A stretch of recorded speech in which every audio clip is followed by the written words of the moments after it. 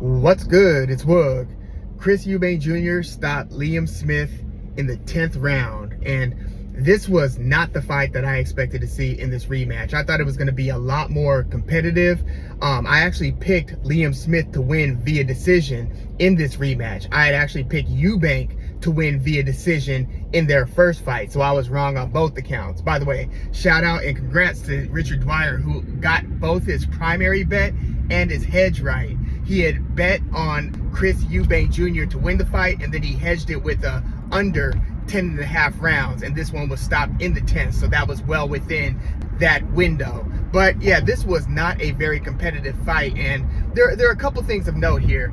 Liam Smith apparently had injured his ankle, and it was a little bit questionable in terms of what that injury's impact was on the fight, because I thought that even before that, he looked like he couldn't really get out of first gear, but he had injured it so early in the fight, and the commentators kept on repeatedly referencing the injured ankle, almost as if they were kind of somewhat discrediting the work that Chris Eubank Jr. was doing, because they just kept on mentioning it time after time after time. They would not let you forget that Liam Smith is operating with a seemingly or possibly injured ankle. But when it came down to Liam Smith in the post-fight press conference talking about the fight, he sounded like his weight cut and the fact that this fight was, postponed, and I had referenced this in my pre-fight video, that this fight was postponed due to a back injury that Liam Smith sustained, and he sounded like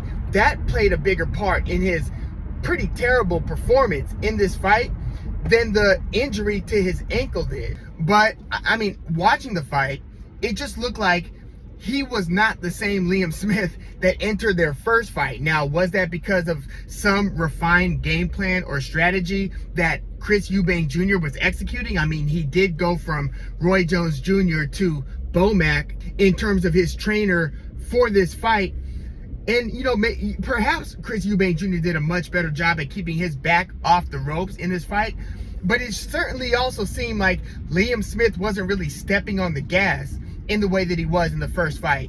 And call me crazy, but Liam Smith looked a little bit like flabbier, like physically, in this rematch than he did in his first fight. Now, is that because he's now 35 years old and his abilities and body have kind of hit that proverbial cliff?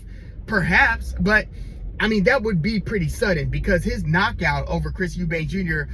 took place this year in January. But, Chris Eubank in the first 3 rounds of their first fight was looking pretty good. I mean, I had him winning at least, 2 out of the first 3 rounds before getting knocked out in the 4th. So it's not like Chris Eubank Jr. was underperforming minute over minute, round over round.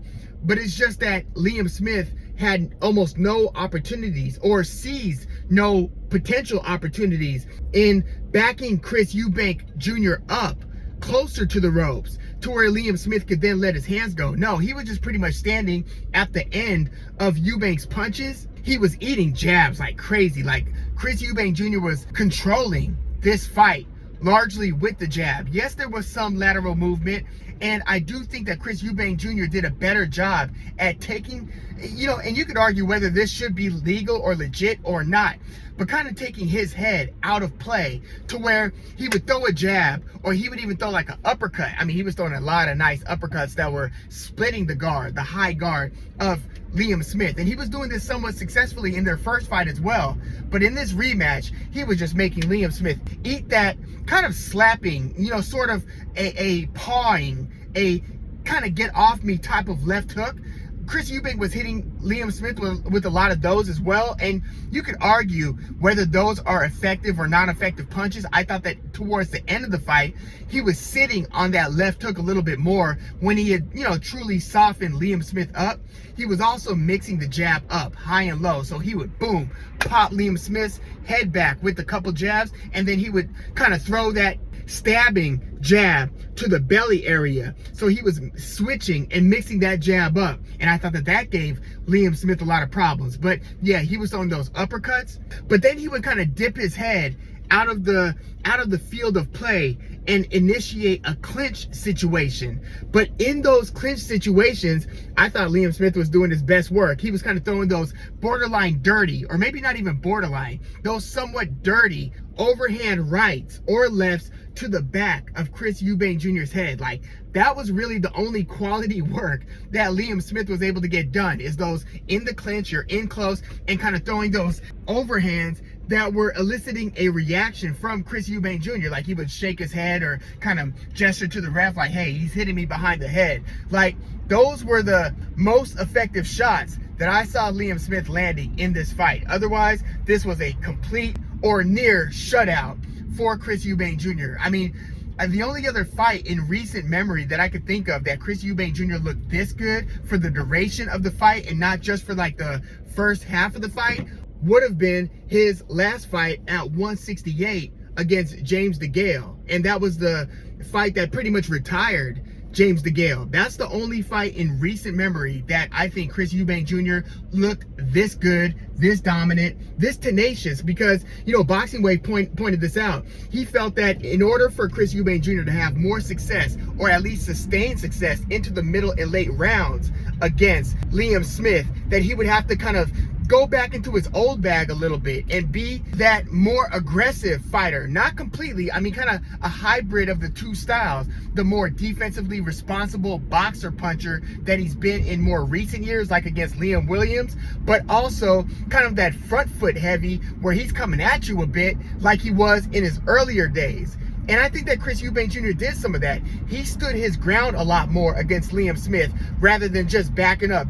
I mean, he basically was backing Liam Smith up by like the third and fourth and fifth round. He scored a very nice knockdown that sat Liam Smith down. But yeah, he was the one coming forward in a lot of the minute by minute round action. Chris Eubank Jr. looked extremely effective. But again, as much as I want to give Chris Eubank Jr. credit, which I do and I will, I mean, this totally elevates his stock. It almost puts him in a similar position that he was in before getting knocked out by Liam Smith. Like, a lot of the glow around Chris Eubank Jr.'s name has been restored with this dominant performance over Liam Smith. Whether or not Liam Smith's injuries, whether it was the back injury, you know, the 40 pounds that Liam Smith said that he had to drop after the postponement, and then the longer training camp for this fight, one of the three excuses that Liam Smith had, and it's kind of funny, a lot of fighters will say, I'm not going to make any excuses, but will then kind of insinuate what went wrong, or they would basically make the excuses injury related usually,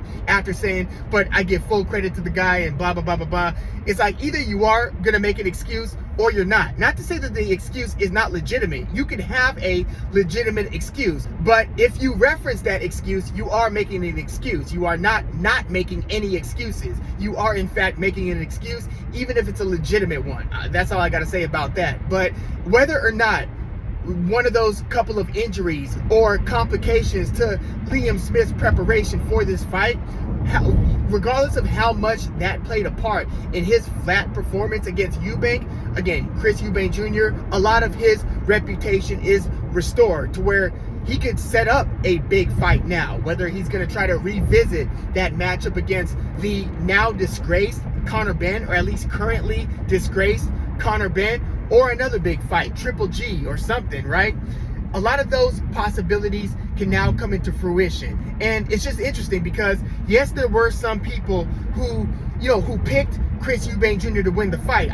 A lot of the boxing public were totally sour on Chris Eubank Jr. because of the knockout loss to Liam Smith. And, reasonably so. Heading into that first fight, it was Chris Eubank Jr. that was the substantial favorite, and he was kind of seen as being the more talented of the two fighters, sort of a cut above Liam Smith. But then Liam Smith scored that unexpected knockout, and that just totally changed people's opinions of both fighters. I mean, that was arguably Liam Smith's best career win when he knocked Chris Eubank Jr. out. So yeah, we are now kind of in a different place, both in terms of how we view Liam Smith right now and Chris Eubank Jr. right now. But I'm sure there's still going to be skeptics that are going to say, well, Liam Smith looked like such a reduced version of himself that they are going to be, more hesitant to pick Chris Eubank Jr. depending on who his future opponent is. Because no, this hasn't totally answered the question about his chin going forward, because he didn't get hit